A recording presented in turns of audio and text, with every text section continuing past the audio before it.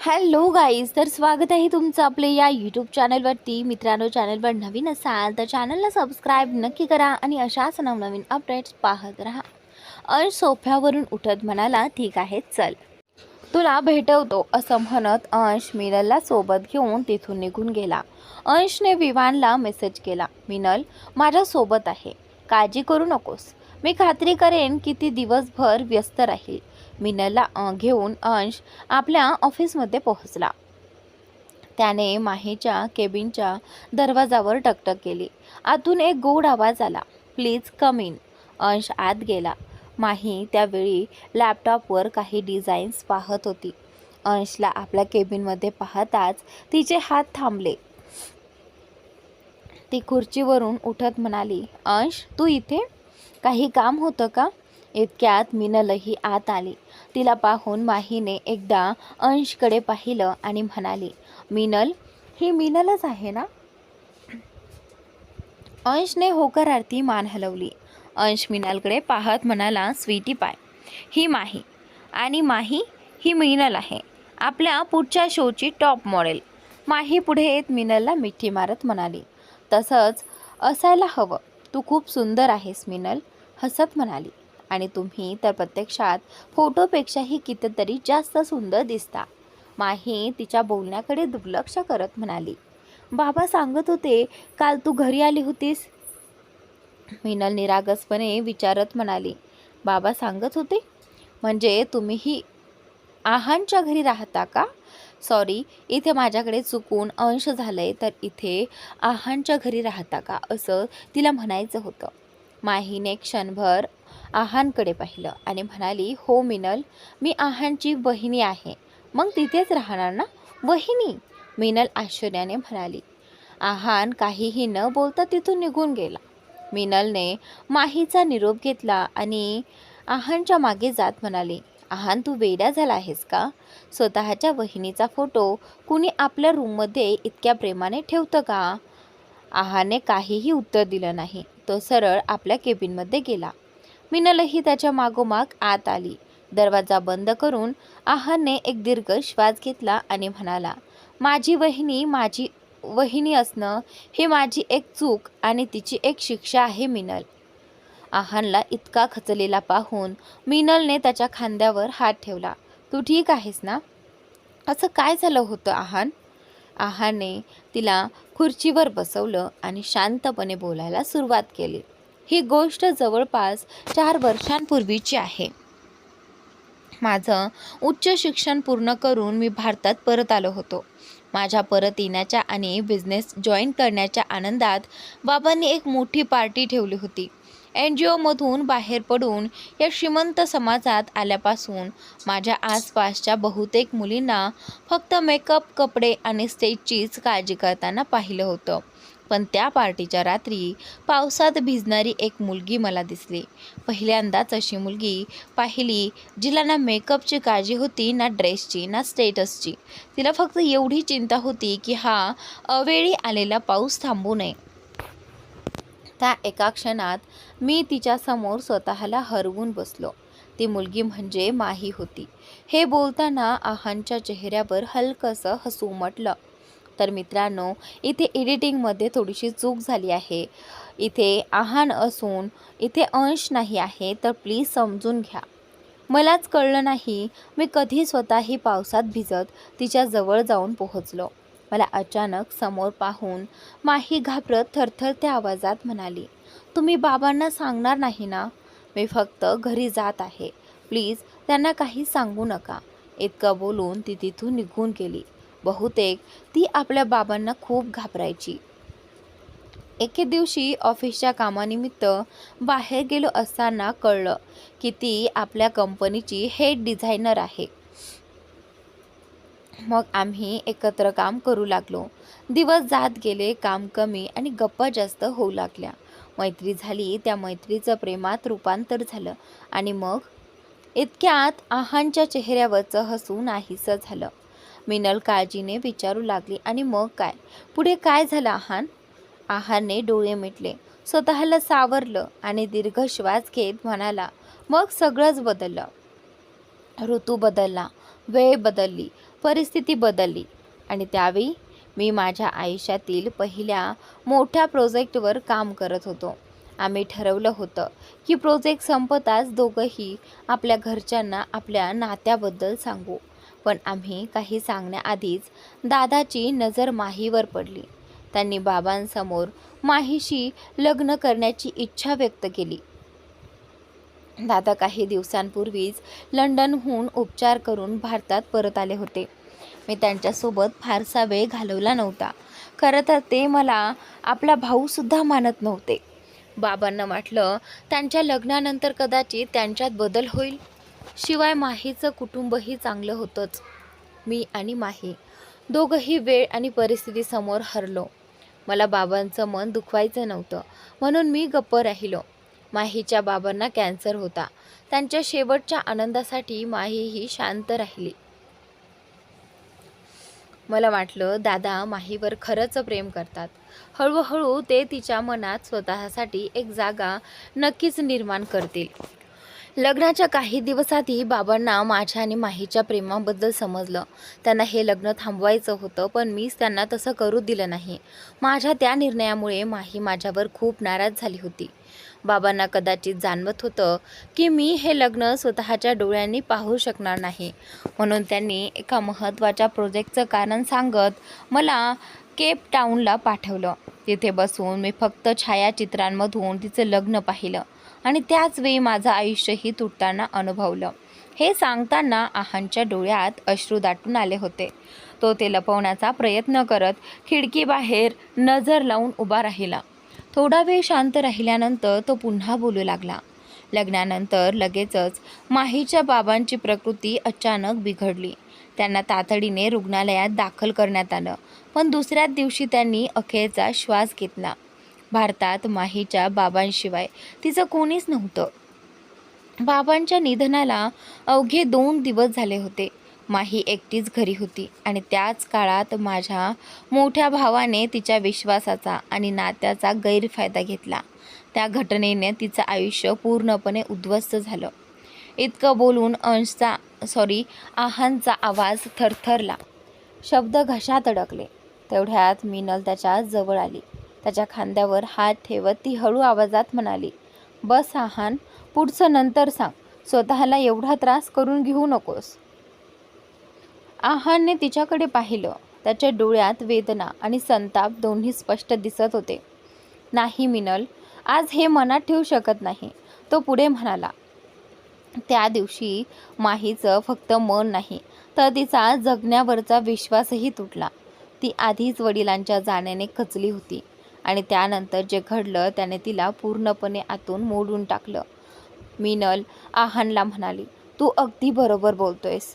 मी हा प्रोजेक्ट करेन आहान. तुला माहिती आहे, माझ्या आणि तुषारच्या मध्ये जे काही घडलं त्याबद्दल अंशने मला कधीच काही विचारलं नाही. तो फक्त आधीसारखाच रोज माझ्यावर प्रेमाचा वर्षाव करत राहिला. माझ्या प्रत्येक जखमेवर त्याच्या प्रेमाचं मलम लावत राहिला. माहीला तुझ्या प्रेमाची गरज आहे आहान, तुझ्या सहानुभूतीची किंवा आधाराची नाही. आहान मिनलला म्हणाला, मी माहीवर खूप प्रेम करतो मिनल, पण कळत नाही का आता तिला माझं प्रेम जाणवतच नाही. मिनल हसत म्हणाली, कदाचित तुझं प्रेम व्यक्त करण्याची पद्धत चुकीची असेल. तिचा आधार बनण्यापेक्षा तिचा खरा साथीदार बनण्याचा प्रयत्न कर आहान. आणि आता मीही आहे ना तुला साथ द्यायला. आहान तिचं बोलणं ऐकून हलकंसं हसला आणि होकारार्थी मान हलवली. दोघंही गप्पांमध्ये रमलेले असतानाच मिनलच्या मोबाईलवर अंशचा फोन आला. मिनलने फोन उचलत म्हटलं, हॅलो राज. समोरून अंश म्हणाला, माझ्या ऑफिसमध्ये ये, आहानलाही सोबत घेऊन ये. मिनल थोडी दचकत म्हणाली, तुमच्या ऑफिसमध्ये? तिथे मला कुणी पाहिलं तर?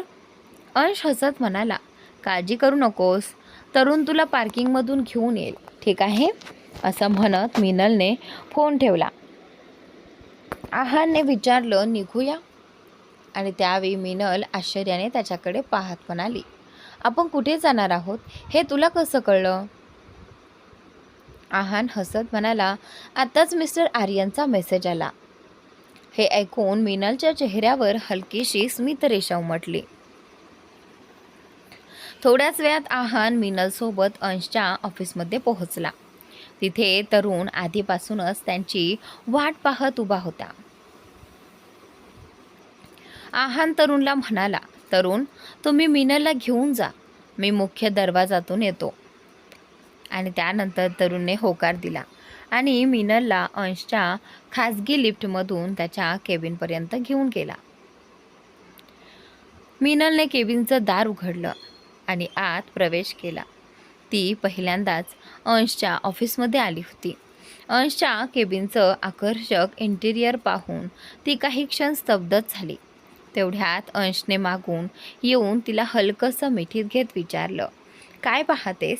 त्याची चाहूल लागताच मिनल म्हणाली, तुमच्या केबिनचं इंटिरियर खूपच सुंदर आहे राज. अंश तिच्या केसांची बट अलगद बाजूला करत म्हणाला, आवडलं तुला? मिनलने हसत होकारार्थी मान हलवली. दोघं पुढे काही बोलणार इतक्यात केबिनच्या दारावर टकटक झाली.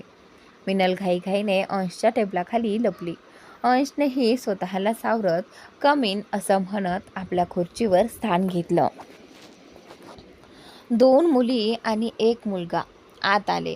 अंश लॅपटॉपवर काम करत म्हणाला, यस. त्यातील एका मुलीने काही फाईल्स टेबलावर ठेवत म्हटलं, सर, या प्रोजेक्टचं डिझाईन पूर्ण झालं आहे, एकदा तपासून मंजूर केलं तर. अंशने फाईल हातात घेतली. त्यातून 2 कागद खाली पडले आणि थेट मिनल समोर आले. आणि त्याच वेळी ती मुलगी ते कागद उचलण्यासाठी पुढे येऊ लागली. हे पाहून मिनल क्षणभर घाबरली. अंशने हाताने तिला थांबवत शांतपणे म्हटलं, इट्स ओके, मी उचलतो. असं म्हणत तो खाली वाकला. त्या क्षणी मिनलचा चेहरा त्याच्या अगदी समोर होता. तो निर्विकारपणे तिच्याकडे पाहत राहिला. मिनलही काही क्षण त्याच्याकडेच पाहत राहिली. अंश पुन्हा उभा राहिला आणि कामात गुंतला. जाता जाता त्याने हलकेच तिच्या डोक्यावर टपली मारली. मिनल भानावर आली आणि नकळत हसली. काही वेळात काम संपलं आणि सगळेजण केबिन बाहेर निघून गेले. सर्वजण बाहेर जाताच अंशने केबिनचं दार आतून लॉक केलं. दार लॉक होताच मिनलने सुटकेचा निश्वास टाकला आणि टेबलाखालून बाहेर येत म्हणाली, बरं, आता सांगा, मला इथे का बोलावलं होतं? मिनल अजून स्वतःला सावरतच होती.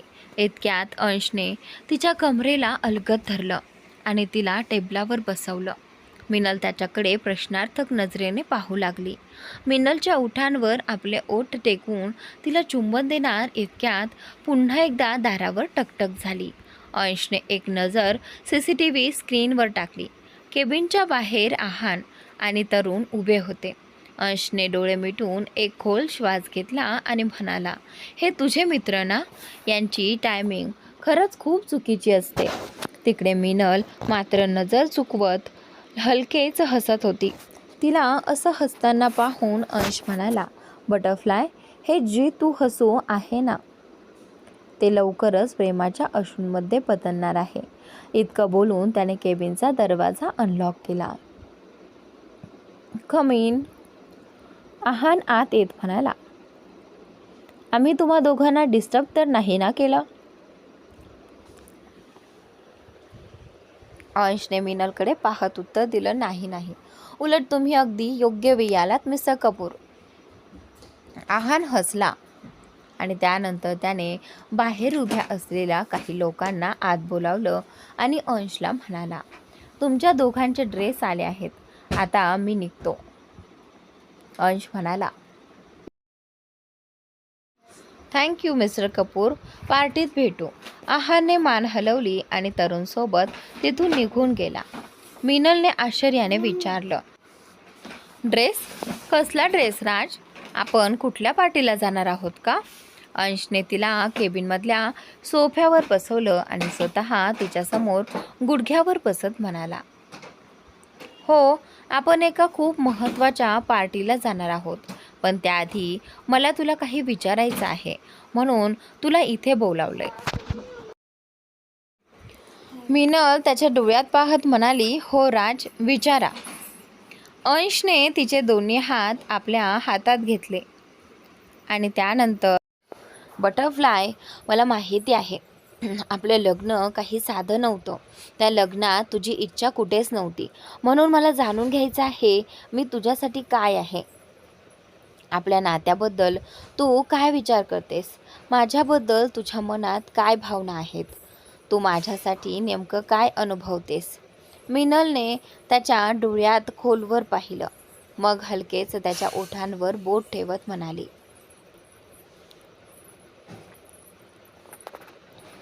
Your eyes my mirror, your chest my pillow, your shoulder my comfort, your smile my happiness, your tears my weakness, your love my strength and you are only mine. Ansh फक्त तिच्याकडे पाहत राहिला. तिचा प्रत्येक शब्द त्याच्या मनाला वेगळाच दिलासा देत होता. तो एखाद्या वेड्या प्रेमिकासारखा हसत म्हणाला, आणखी सांग ना बटरफ्लाय, मला अजून ऐकायचं आहे. मिनलने त्याचे हात अजून घट्ट पकडले. राज, मला फक्त तुमचं प्रेमच नको आहे. तुमचा राग, तुमची नाराजी ही मला हवी आहे. प्रत्येक वेळी तुम्हीच समजावावं, कारण प्रत्येक वेळी तुमच्यावर हक्काने रुसायचं आहे. तुम्ही जे काही अनुभवता त्या प्रत्येक भावनेचा भाग मला व्हायचा आहे. माझं अस्तित्व, माझं मन, माझं शरीर, माझा आत्मा, सर्व काही तुमच्यावर अर्पण करून तुमच्या आयुष्याचा अविभाज्य भाग बनायचा आहे. अंश तिच्याकडे प्रेमाने पाहतच राहिला. मिनल त्याच्या आणखी जवळ आली. तिने अलगद आपल्या नाकाने त्याच्या नाकाला स्पर्श केला आणि हसत विचारलं, आणखी काही ऐकायचं आहे का मिस्टर आर्यन? अंशने हसत नकारार्थी मान हलवली आणि तिचा हात आपल्या छातीवर ठेवला. मिनलने त्याच्या वाढलेल्या हृदयाच्या ठोक्यांचा वेग स्पष्ट जाणवला. अंश हसत म्हणाला, पाहिलंस, अजून ऐकत बसलो असतो तर मला हार्ट अटॅकच आला असता. त्याचं बोलणं ऐकताच मिनलने हलकेच त्याच्या छातीवर मूठ मारली आणि त्याला ढकलून स्वतः सोफ्यावरून उठली. अंशने तिचं मनगट धरलं, समोर ठेवलेला ड्रेसचा बॉक्स उघडला आणि म्हणाला, चल तयार हो, आपल्याला पार्टीला जायचं आहे. ड्रेस पाहताच मिनलच्या डोळ्यात आश्चर्य दाटलं. पांढऱ्या रंगाचा तो लेहेंगा आधुनिक वेस्टर्न टचसह अतिशय सुंदर पद्धतीने डिझाईन करण्यात आला होता. अंशने विचारलं, काय झालं, ड्रेस आवडला नाही का? मिनल त्याच्याकडे पाहत म्हणाली, आवडला राज, हा ड्रेस तर खूपच सुंदर आहे. Thank you so much.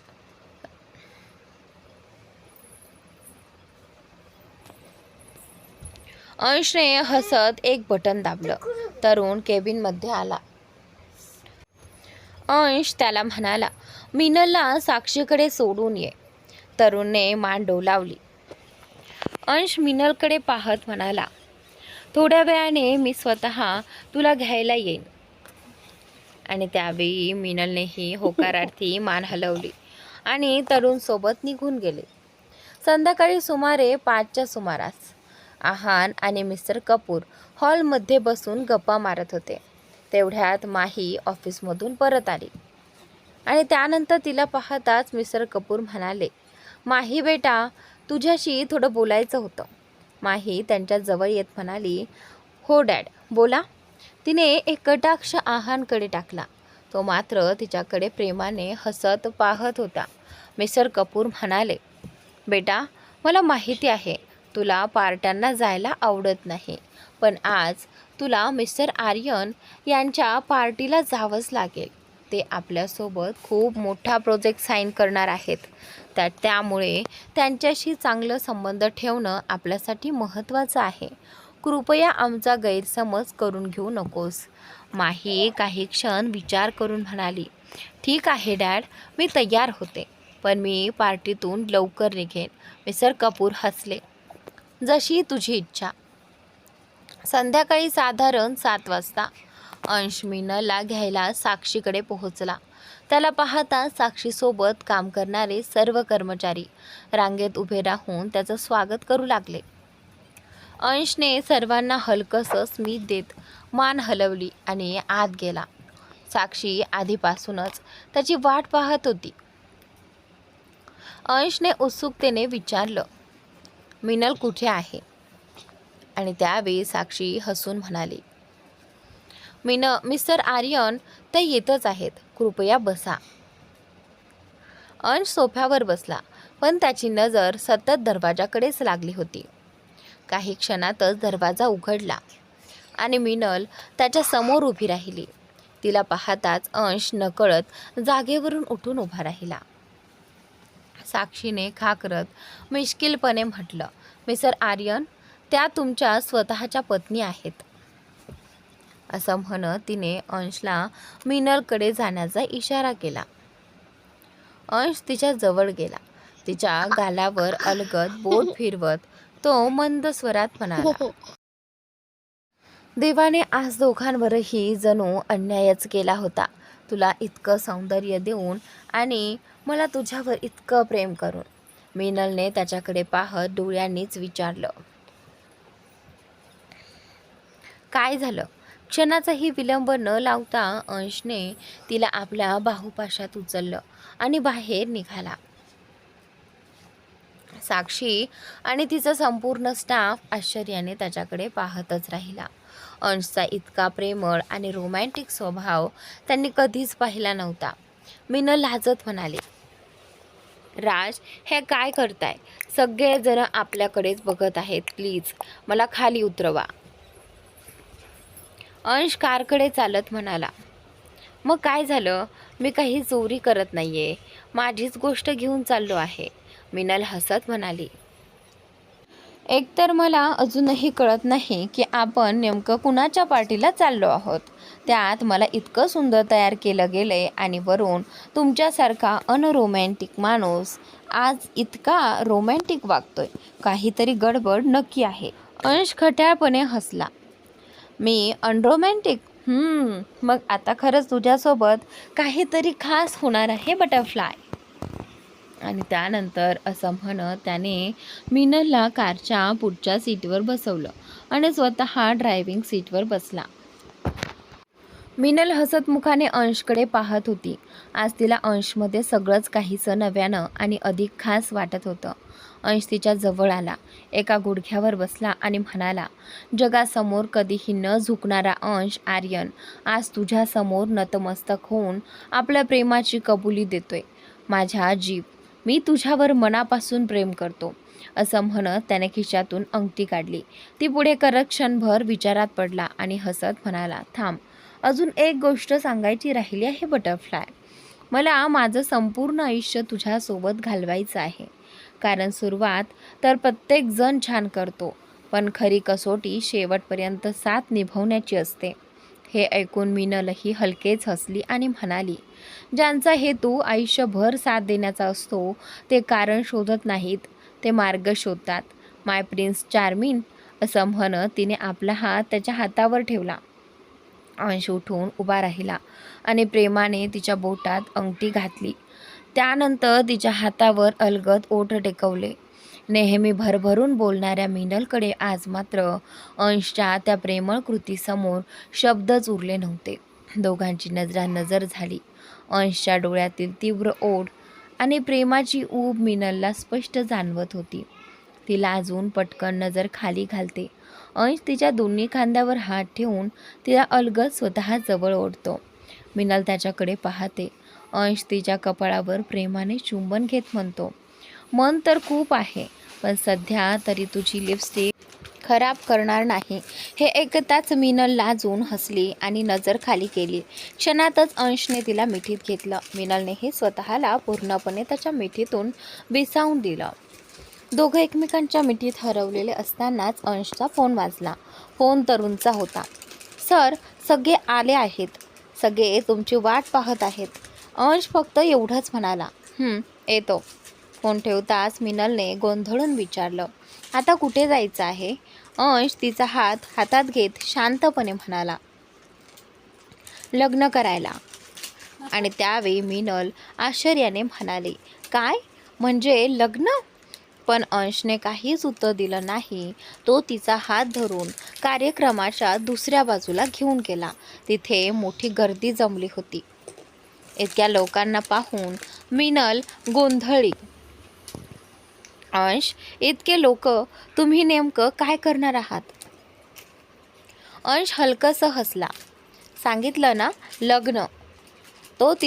तो तिला फुलांनी सजवलेल्या वाटेने स्टेजवर घेऊन गेला. स्टेजच्या एका बाजूला सुरक्षा रक्षक आणि मीडिया होते, तर समोर कुटुंबीय आणि पाहुणे बसले होते. अंशने माईक हातात घेतला.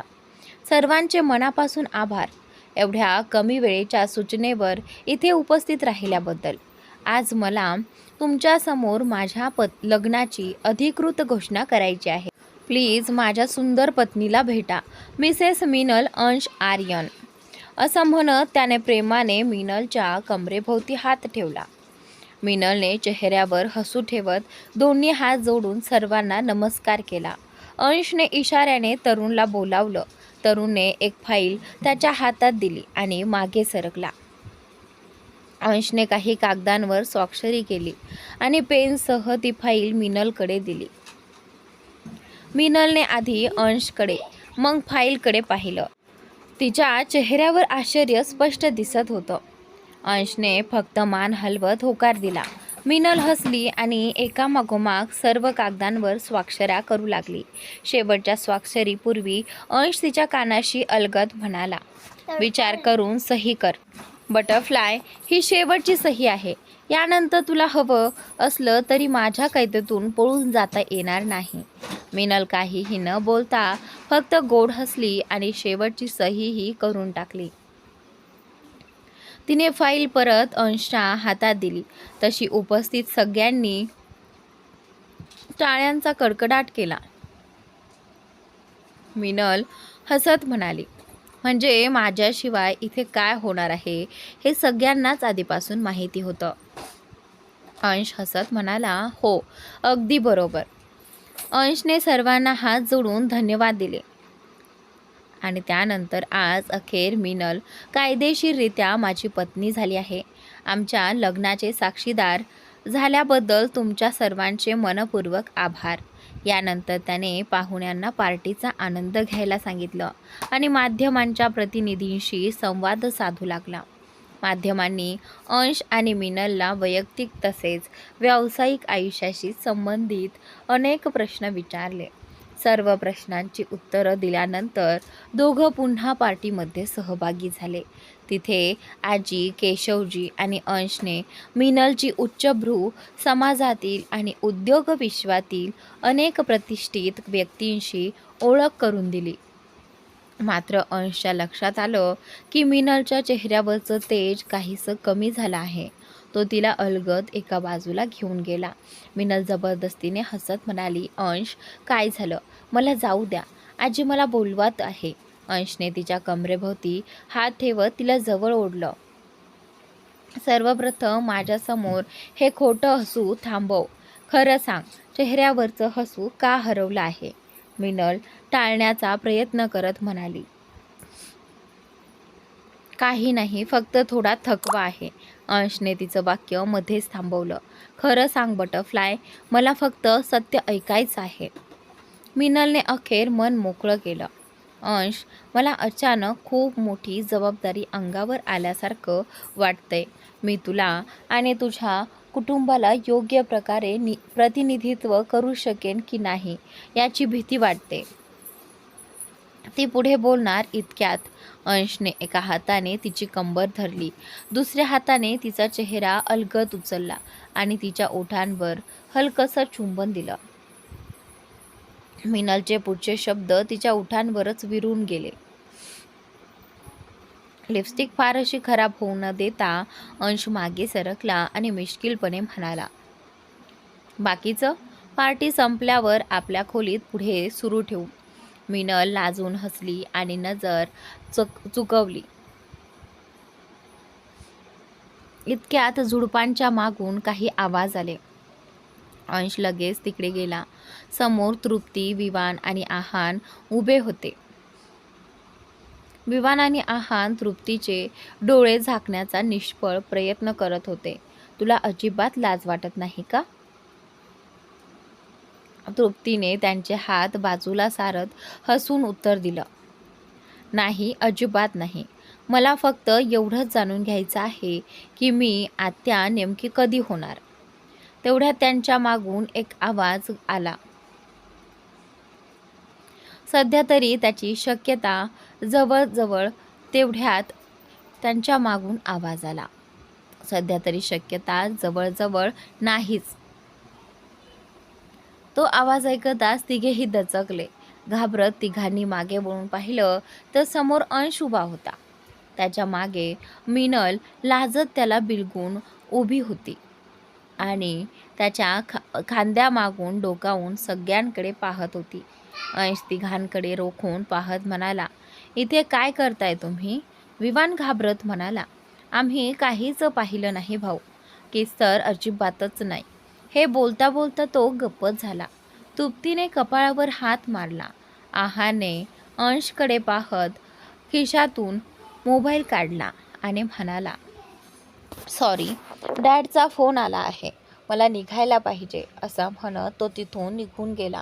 अंश विवान आणि तृप्तीकडे पाहत म्हणाला, म्हणजे तुम्ही दोघं बऱ्याच वेळेपासून इथे होता, बरोबर ना? विवानने तृप्तीच्या डोक्यावर हलकीशी चापट मारत म्हटलं, नाही नाही, मी तर तृप्तीला इथे येताना पाहिलं म्हणून तिच्या मागे आलो. मी तर आत्ताच आलो होतो तेव्हा तुम्ही दोघं किस. तो क्षणभर थांबला आणि पुढे म्हणाला, मी तिला इथून चल असंही सांगितलं होतं, पण हीच हट्ट करत होती की ती आत्या होणार की नाही ते पाहायचं. अंशने तृप्तीकडे रोखून पाहिलं. तृप्तीने बिचारा चेहऱ्याने म्हणायला सुरुवात केली की भाऊ, तसं नाही, आमच्या घरी कधीच लहान बाळ नव्हतं. माझ्या काही मैत्रिणींची बाळं आहेत, पण त्या मला त्यांच्यासोबत खेळू देत नाहीत. प्लीज तुम्ही आणि मिनल आमच्यासाठी एक गोंडस बाळ घेऊन या ना. तिचं बोलणं ऐकताच मिनल अंशच्या मागून बाहेर आली आणि म्हणाली, हो ना, जणू बाळ बाजारात मिळतात. गेलो आणि आवडलं ते उचलून आणलं. तृप्तीनेही लगेच हक्काने उत्तर दिलं, हो ना प्रिय वहिनी, मग प्लॅन करा ना, आम्ही 1 वर्ष थांबायला तयार आहोत, एवढीही घाई नाही. मिनलने डोळे मोठे करत तोंड वाकडं केलं. तृप्ती, काय बोलतेस तू? तुला माहिती आहे ना मी अजून किती लहान आहे? तृप्तीने लगेच उत्तर दिलं, लहान आहेस? पण काही नाही, लहान बाळ तर नाहीच नाही. दोघींचं बोलता बोलता भांडण सुरू झालेलं पाहून विवान आणि अंश एकमेकांकडे पाहू लागले. अंशने विवानकडे पाहत हलकंसं मान हलवली आणि एका झटक्यात मिनलला आपल्या कुशीत उचललं. त्यानंतर तो तिला घेऊन तिथून निघून गेला. इकडे विवानने तृप्तीचा हात धरला आणि तिलाही दुसऱ्या बाजूला घेऊन गेला. तृप्ती ओरडत म्हणाली, मीही बघते, तू मला आत्या कसं होऊ देत नाहीस ते. विवान तिच्याकडे पाहत म्हणाला, तृप्ती, तू वेडी झाली आहेस का? अशी मुलांसारखी हट्ट कोण करतं? तृप्तीला लगेच आपल्या वागण्याची जाणीव झाली. ती म्हणाली, अरे खरंच मी असं का वागते आहे? मिनलला वाईट वाटलं असेल का? विवान विचारात पडला. कदाचित. क्षणातच तृप्तीने केस मागे सारले, हसली आणि म्हणाली, असू दे, ती माझं काय बिघडवणार आहे? तिचं बोलणं ऐकून विवान फक्त तिच्याकडे पाहत राहिला. तृप्ती निघून गेल्यावर त्याने डोकं हलवत स्वतःशीच पुटपुटलं, या दोघींचं काही खरं नाही. तिकडे पार्टीत आल्यापासून रुद्रांशची नजर सतत तान्याला शोधत होती.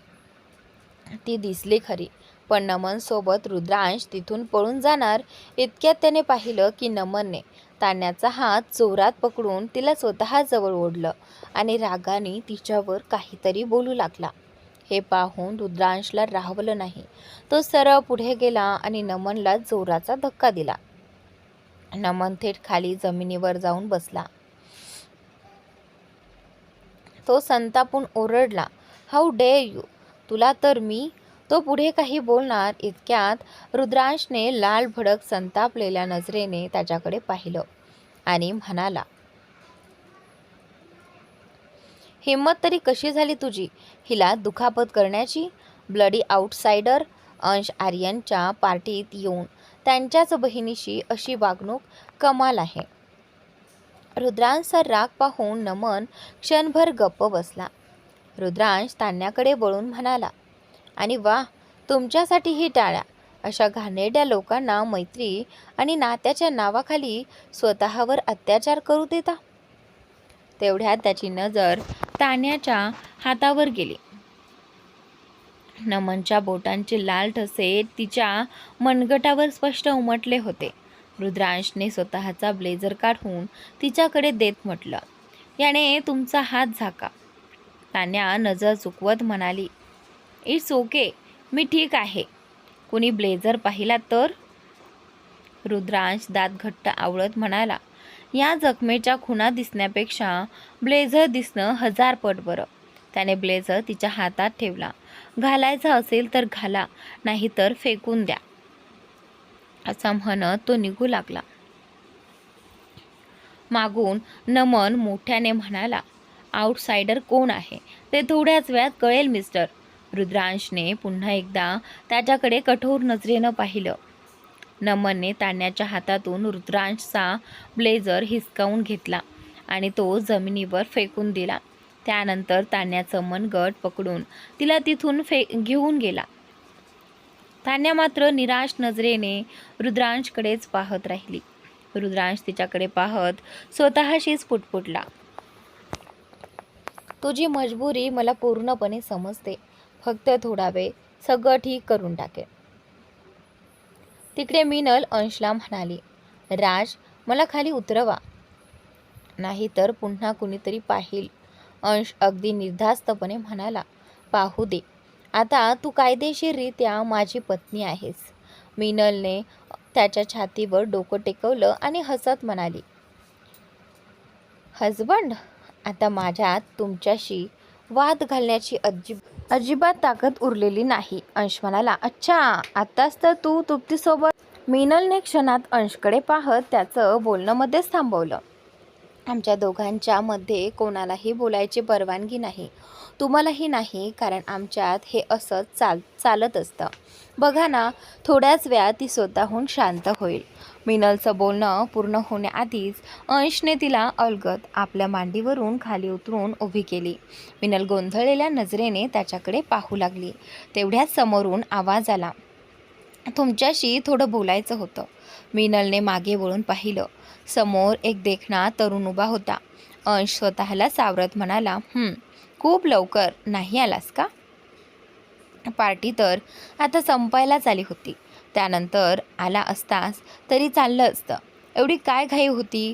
तो तरुण मात्र मिनलकडे अगदी बारेकाने पाहत होता, जणू तिला ओळखण्याचा प्रयत्न करत होता. अंशने त्याची नजर टिपत म्हटलं, मिनल, माय वाईफ मिनल. आणि मिनल हे आहेत रुद्रांश शेखावत. मिनलची ओळख होताच रुद्रांशच्या चेहऱ्यावर मोठंसं हास्य उमटलं. मिनलनेही सहज हसत हॅलो रुद्रांशजी असं म्हणत त्यांचं स्वागत केलं. अंशने रुद्रांशकडे पाहत विचारलं, ओळखलंस? रुद्रांशने होकारार्थी मान हलवत उत्तर दिलं, अगदी तशीच. तो पुढे काही बोलणार इतक्यात केशवजींचा आवाज संपूर्ण हॉलमध्ये घुमला. Please attention everyone. रुद्रांश, अंश आणि मिनल तिघेही पार्टी हॉलमध्ये आले. स्टेजवर केशवजी उभे होते. त्यांच्यासोबत मिस्टर समरवाल, त्यांचा मुलगा नमन आणि तान्या देखील उभे होते. केशवजी हसत तान्या आणि नमनच्या साखरपुड्याची तसेच लग्नाची घोषणा करत होते.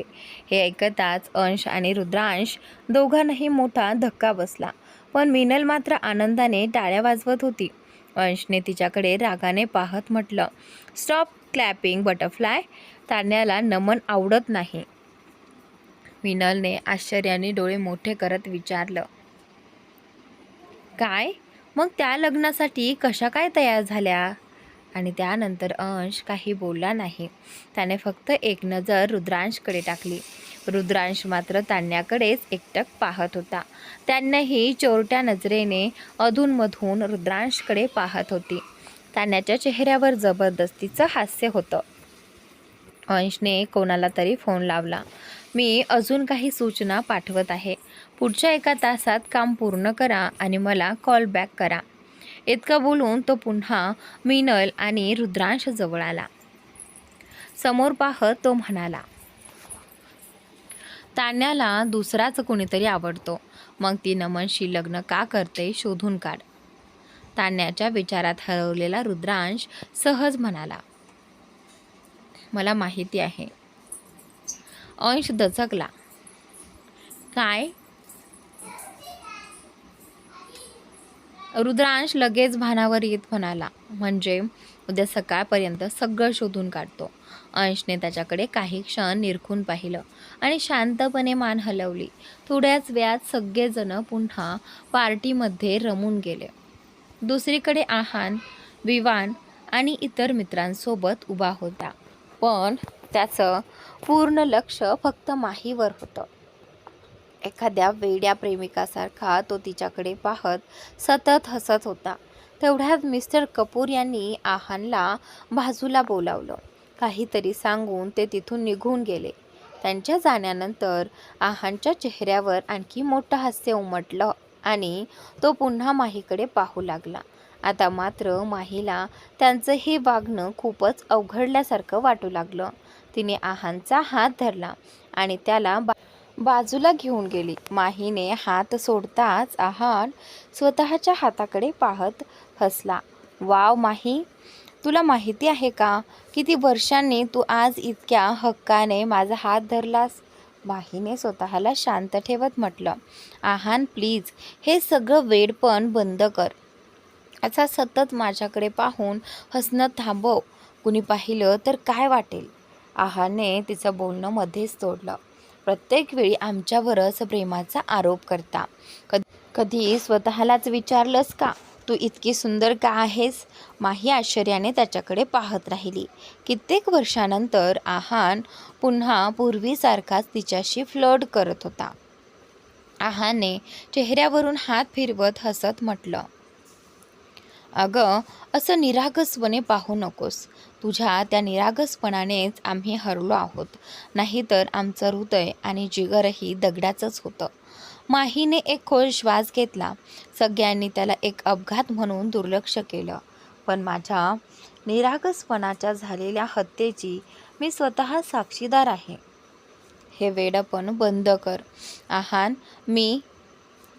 आहानने पुन्हा तिचं बोलणं अडवलं. हो माहीत आहे, सगळं माहिती आहे, पण कधी स्वतःलाच विचारलंस का तू मला भाऊजी भाऊजी म्हणून थांबवतेस ते मला थांबवण्यासाठी की स्वतःला. कारण तू कितीही प्रयत्न केलेस तरी मी तुला कधीच वहिनी मानणार नाही, कारण माझा कधी भाऊच नव्हता. माझ्यासाठी तू फक्त माझी माही होतीस. माझी माही आहेस आणि कायम माझी माहीच राहशील. अचानक त्याला मीनलचं बोलणं आठवलं. तो हसत म्हणाला, बरं ते सगळं जाऊ देत, जेवलीस का. माहीने गोंधळून त्याच्याकडे पाहिलं. आहान हसत म्हणाला, हो आहान, मी आहानच आहे. माही काहीही न बोलता तिथून निघून जाऊ लागली. तिच्या पाठोपाठ पाहत आहान मोठ्याने म्हणाला, बाय द वे, साडी तू खूपच सुंदर आणि आकर्षक दिसतेस. चालत असताना मीनल अचानक एका क्षणासाठी थबकली. आहानच्या तोंडून स्वतःबद्दल कौतुकाचे शब्द ऐकताच तिच्या हृदयाचे ठोके वेगाने धडधडू लागले. तिने क्षणाचाही विलंब न करता भराभर पावले टाकली आणि पुन्हा पार्टी हॉलमध्ये आली. मीनलने मागून येत माहीला मिठी मारली. थँक्यू सो मच, माझ्यासाठी इतका सुंदर ड्रेस डिझाईन केल्याबद्दल. माहीने तिचे हात हलकेच धरले आणि हसली. दोघी गप्पा मारत मनमोकळेपणाने हसू लागल्या. माहीला मीनलसोबत इतकं खुलून हसताना पाहून आहानच्या चेहऱ्यावरही नकळत हसू उमटलं. मीनलने माहीचा हात धरत म्हटलं, चला मी तुम्हाला सगळ्यांची ओळख करून देते. तिने सर्वप्रथम माहीची दादी स्मिता मॅडम, केशव सर आणि तान्याशी ओळख करून दिली. त्यानंतर ती म्हणाली, आता माझ्या मित्रमैत्रिणींना भेटूया. असं म्हणत ती माहीला एका ग्रुपजवळ घेऊन गेली. ही माही आणि हे विवान, तृप्ती, वाणी आणि शेवटी हा आहे आहान, ज्याला तुम्ही खूप आधीपासून आणि खूप चांगल्या प्रकारे ओळखता. हे ऐकताच विवान आश्चर्याने म्हणाला, काय? माही आणि आहान एकमेकांना ओळखतात? माहीने होकारार्थी मान हलवत उत्तर दिलं, हो, मी यांच्या ऑफिसमध्ये हेड डिझायनर म्हणून काम करते. मिनल उत्साहाने म्हणाली, फक्त एवढंच नाही, आपला आहान तर कित्येक वर्षांपासून माहीच्या प्रेमात आहे. हे ऐकताच माही आणि आहान दोघेही आश्चर्याने मिनलकडे पाहू लागले. त्यांची अवस्था पाहून मिनल हसत म्हणाली, हो, पण माही कोणत्या विचित्र कारणामुळे आहानला स्वीकारत नाही ते मला अजूनही समजलेलं नाही. असो, ती तिची वैयक्तिक निवड आहे, त्यामुळे मी काही बोलणार नाही. पण मला मात्र आहान खूप आवडतो. माझं लग्न झालं नसलं तर कदाचित आहानच माझा बॉयफ्रेंड असता. सगळे गप्पा मारत उभे असतानाच अंश तिथे आला. त्याने मिनलच्या खांद्यावर हात ठेवत मिश्किलपणे म्हटलं, खरंच? मग मिस्टर कपूर, आमच्या बायकोपासून थोडं लांबच राहा. अंशचा आवाज ऐकताच मिनल दचकली. आहान हसत म्हणाला, डोंट वरी मिस्टर आर्यन, माझ्या नजरेत आणि माझ्या हृदयात अनेक वर्षांपासून फक्त एकाच चेहऱ्याचं स्थान आहे, त्यामुळे तुमच्या पत्नीचा काहीच चान्स नाही. हे बोलताना त्याची नजर मात्र माहीवरच खिळलेली होती. मिनल ओठ वाकडे करत म्हणाली, हाय बाप रे आहान, आजपर्यंत कोणी माझी इतकी बेइज्जती केली नव्हती. अंश हसत म्हणाला, मिस्टर कपूरबद्दल नंतर बोलतो. तुझ्याशी आधी तुझ्या मित्रमैत्रिणींना बर्थडे पार्टीला बोलावणार नाहीस का, बटरफ्लाय? आणि त्यावेळी मिनल आश्चर्याने म्हणाली, बर्थडे? अंशने मोठे डोळे करत होकारार्थी मान हलवली. मग तो तिथे उपस्थित असलेल्या सगळ्यांकडे पाहत म्हणाला, तुम्ही सगळे पटकन पूल साईडला जा, मी मिनलला घेऊन थोड्याच वेळात येतो. हे ऐकताच सगळे हसत पूल साईडकडे निघून गेले. माहीही तिथून निघू लागली. हे ते पाहून अंश म्हणाला, माही, तू नाही जाणार? माही शांतपणे म्हणाली, थँक्स सर, पण मला बाबांसोबत घरी जायचं आहे. आहान म्हणाला, पण तुझे बाबा तर आधीच घरी गेले आहेत. आणि त्यावेळी माहीने आश्चर्याने त्यांच्याकडे पाहिलं. आहान पुढे म्हणाला, त्यांची तब्येत थोडी बरी नव्हती, त्यामुळे त्यांनी मला तुला सुरक्षितपणे घरी घेऊन यायला सांगितलं आहे. अंश हसत म्हणाला, आता तर तुला थांबावंच लागेल. मिनलने अंशचा हात धरत विचारलं, राज, तुम्ही माहीला ओळखता? अंशने होकारार्थी मान हलवत उत्तर दिलं, हो, माही माझ्या कंपनीमध्ये इंटर्न होती आणि मला हे नक्की सांगावंसं वाटतं की ती खूप हुशार आणि मेहनती आहे. अंशचं कौतुक ऐकून माहीच्या चेहऱ्यावर हलकंसं स्मित उमटलं. अंश विवान आणि तृप्तीकडे पाहत म्हणाला, सगळ्यांना पूल साईडला घेऊन जा, आम्ही लगेच येतो. असं म्हणत त्याने मिनलचा हात धरला आणि तिला घेऊन तिथून निघून गेला. थोड्याच वेळात अंश मिनलला घेऊन पूल साईडवर आला. मिनलने हळू आवाजात विचारलं, राज, आज माझा वाढदिवस आहे, हे तुम्हाला कसं कळलं? अंश प्रेमाने हसत म्हणाला, बटरफ्लाय, मी तुझ्याबद्दल तुला स्वतःलाही जितकं माहीत नाही त्यापेक्षा जास्त जाणतो. मिनल गोंधळलेल्या नजरेने त्याच्याकडे पाहू लागली. अंशने तिला समोर पाहण्याचा इशारा केला. समोरचं दृश्य पाहताच मिनलच्या डोळ्यात आश्चर्य दाटून आलं. संपूर्ण पूल साईड एखाद्या खूप सुंदर नाईट आऊट पार्टीसारखा सजवला होता. लाईव्ह म्युझिक बँड, स्वादिष्ट स्नॅक्स, ड्रिंक्स, आकर्षक रोषणाई आणि त्या सगळ्या सजावटीच्या मध्यभागी एका सुंदर टेबलावर वाढदिवसाचा केक अतिशय देखण्या पद्धतीने सजवून ठेवला होता. हे सगळं पाहून मिनलचे डोळे पाणावले. अंशने तिच्याकडे पाहत काळजीने विचारलं, काय झालं? आता का रडतेस? मिनलचा आवाज भरून आला. राज, मला इतकी सुंदर स्वप्न का दाखवताय? भीती वाटते. कुठे माझ्याच नजरेने या स्वप्नांना काही होऊ नये. ज्यांनी मला जन्म दिला त्यांनाही कदाचित माझी आठवण नसेल, पण तुम्ही माझ्या आयुष्यात येऊन मला जणू नव्याने आयुष्य दिलं. थँक्यू राज, थँक्यू सो मच.